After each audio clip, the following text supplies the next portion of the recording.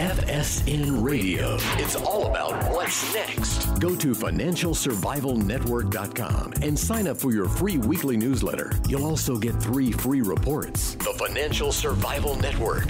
It's all about what's next. Welcome. You are listening to the Financial Survival Network. I'm Kerry Lutz, and today is 3/23/20, and it's time for another Triple Lutz report. This is episode 481, and we can entitle it Stop the Bailout Ripoff. As usual, the American taxpayer is getting the short end of the bailout stick. Since we're already running trillion-dollar plus deficits, the taxpayer won't be directly picking up the tab for the latest round of corporate welfare transfer payments. Rather, currency holders, savers, bondholders, and society will, at the cost of seeing their assets debased by inflation. And for what? Flashback to 2008, when the nation's banks and investment houses were caught flat-footed by the mortgage meltdown, a crisis of their own making. They were given trillions in cash with virtually no strings attached. Large portions of the bailout went towards these unworthy titans of finance to finance their bonuses. The very same scam is happening yet again. This time, Congress intends to buy off the middle-class votes and their acquiescence to this fraud by doling out $1,200 or more per person. They've learned their lessons from the universal outrage at the 2008 financial crisis and resulting bailout.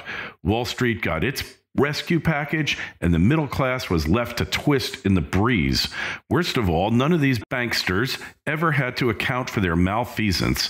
They kept their jobs and their escalating bonuses, and the public be damned. Unfortunately for Congress, this pittance, or crumbs, as Nancy Pelosi would call it, is not nearly enough. We estimate that they will wind up giving at least $3,500 each in an effort to buy us off. Boeing, among many other companies and industries, is seeking $60 billion in loan guarantees and other benefits from Uncle Sam. If they had had sound management, they would be swimming in cash and wouldn't require a bailout. Since 2012, Boeing has spent over $45 billion buying back its shares. Share buybacks benefit no one but management and its Wall Street lackeys. They squander company cash, increase interest expense when borrowed funds are used, and weakens the company's balance sheets. It artificially increases a company's per-share profitability, thereby helping management achieve earnings per share targets that trigger massive bonus payouts. In the case of IBM, this has happened even though top-line revenues cratered and net profit was in serious decline. For nearly a decade, the country's largest and most distinguished businesses have been engaging in this massive fraud. Boeing was so busy buying back their shares that they forgot how to build quality, reliable aircraft. Boeing's major blunder came earlier in the decade when it chose to upgrade the 1960s vintage 737 to the 737 MAX instead of replacing it with a plastic or composite successor. The billions saved were then applied to share buybacks. All the while, management was raking in overly generous compensation. Fired CEO Muhlenberg, who was ultimately responsible for the 737 MAX fiasco, received a golden parachute valued at $80.7 million after earning $30 million in 2018 and $18.5 million in 2017. Let's keep rewarding incompetence and self-dealing. What could possibly go wrong? The airlines are clamoring for their piece of the bailout pie. Since 2012, they have squandered $43.7 billion buying their shares. This took place at the same time they were cramming more seats into their planes, nickeling and diming the public with unfair fees, charging for food, dramatically increasing management's obscene pay, and generally treating their customers like COVID-19 victims. According to Wolf Richter, from 2012, the S&P 500's cumulative share buybacks topped $4.5 trillion. When I attended college, I confess, a very long time ago, we were taught that a company's surplus cash should first be reinvested in the company to improve its product and competitive position. Any remaining surplus could then be paid out in a special dividend.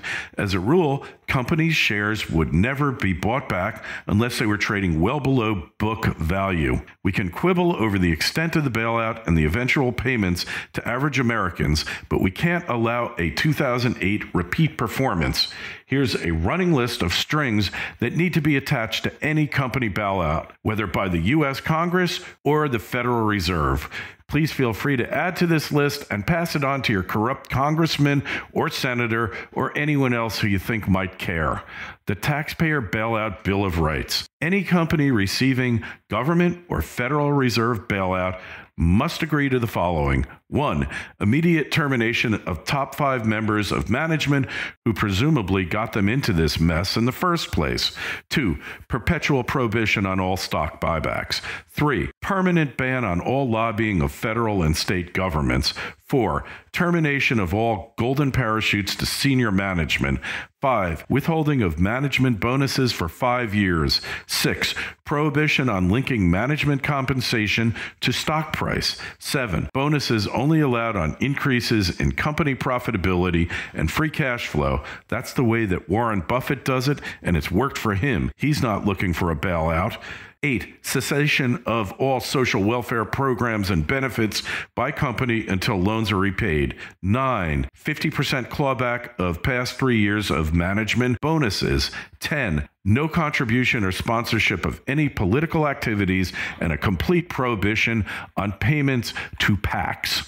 We find ourselves in the current economic situation because our leaders have endorsed and benefited from policies that not only accept but encourage misbehavior by corporate management and Wall Street. While no one could have predicted the exact occurrence of the coronavirus and the ensuing havoc it's exacted upon the global financial system, the past decade saw red flags popping up all over the place.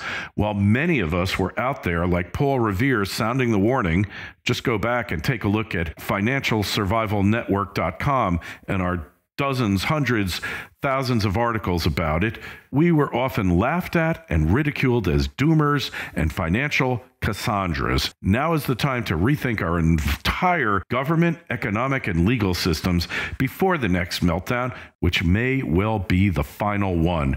For nearly a century, we've been following a policy whose end result is economic doom. If we don't turn back soon, any semblance of our great country will surely be lost. And for more info, just email me, kl@kerrylutz.com. Make sure you sign up for a newsletter, financialsurvivalnetwork.com, and the Twitter feeds at Kerry Lutz, Facebook page, Financial Survival Network. Thanks for listening. FSN Radio. It's all about what's next. Go to financialsurvivalnetwork.com and sign up for your free weekly newsletter. You'll also get 3 free reports. The Financial Survival Network. It's all about what's next.